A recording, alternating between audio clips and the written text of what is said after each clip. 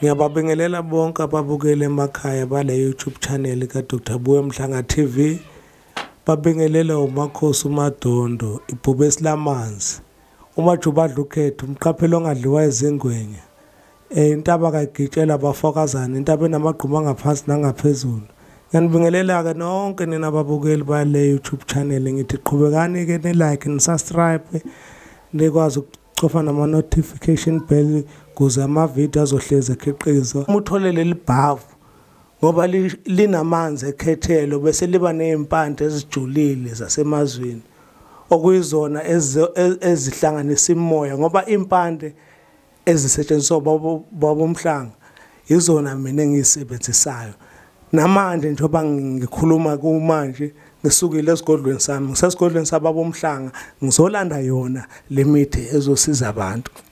Ilapho engiphaphathe khona namhlanje ukuthi ubabomhlanga angilekelele ukuthi ngikwazi ukuthi ngisiza abantu ngale mithi ngenani eliphansi lika 500. Umuntu uzothola ukusizakala ngo500 rand athola ibhavu elizokwazi ukuthi limkhiphele yonke imimoya engcolile yonke into ebopha izinto zakhe. Ngabe kuthola umuntu akawuthola umsebenzi, ngabe umuntu uyasebenza imali yakhe akayibona ukuthi yenza njani, uyosizakala ngaleli bhavu lomkhiphela yonke izinyama. Ngabe unesinyama unesichitho mhlambe uyathakatha mhlambe abasemndenini babona inhlanhla yakho engahambi kahle.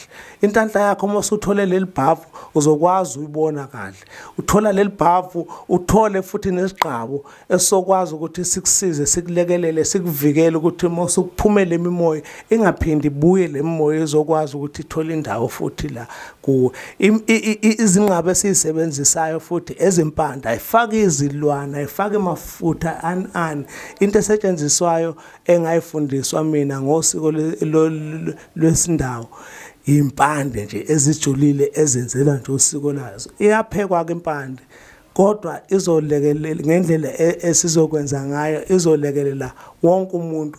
Uyoqaqeka umuntu noma ngabe kuthiwa ufaseke ngayiphi indlela noma ngabe kuthiwa umuntu wafaswa esesibelethweni sikanini kodwa uzokwazi ukuthi aqaqeke ke lokho ngoba kuyenzeka ukuthi umuntu afaseke esesekumama wakhe ngaphakathi ngenxa yenkulumo ezikhulunywayo ezingalungile mhlawumbe engaba umthelelo omubi empilweni yakhe. Qhamuke leyo nto esisibopho kanye sisinyama empilweni yakhe umuntu imvale leyo nto leyo abusabatha uyenza izinto zakhe ezingahlangani.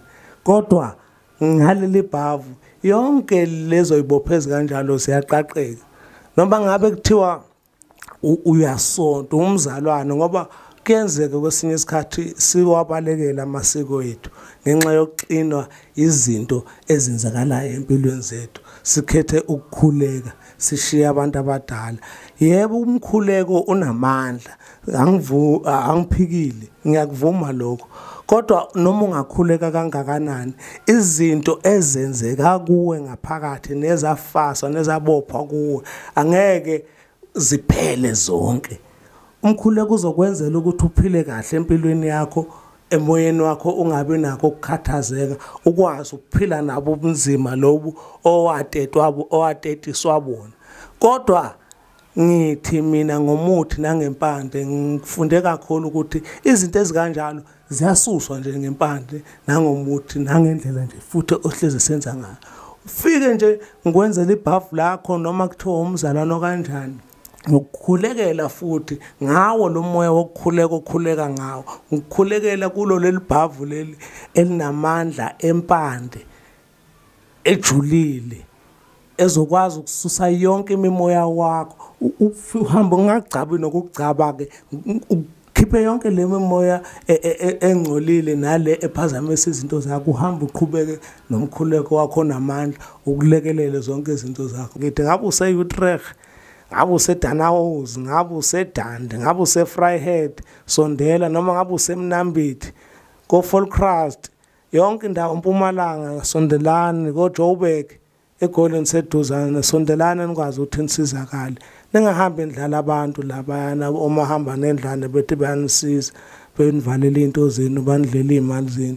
Wozani nithola usizo nivula into zenu nilungisa amakhaya nilungisa imsameni ingane zenu izokwazi ukuthi ithola ukusizakala. Ningafi nishiyele ingane utalatiya lolo lahambe lanhlupha impilo yenu yonke. Lungiselani ingane, sala senenzelani ingane nje ukuthi zibe nesisekelo esihle esiqondile. Ngiyabonga. Ndawo